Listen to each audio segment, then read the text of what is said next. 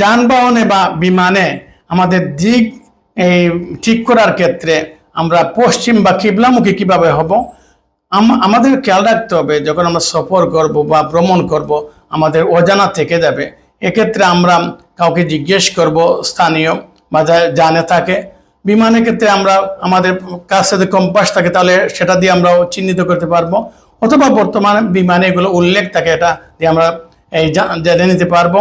এছাড়া যদি বিমান বা গাড়ি বা যানবাহন বা নৌকা যে পরিবর্তন হয়ে যায়, তাহলে আল্লাহ রাব্বুল আলামিন বলছেন যে সূরাতুল বাকারা 115 নম্বর আয়াতে, ফাআইনামা তুওয়াল্লু ফাসাম্মা ওয়াজহুল্লাহ, তোমরা যেদিকে মুখ ফেরাও না কেন সেদিকে আল্লাহ তাআলা রয়েছেন।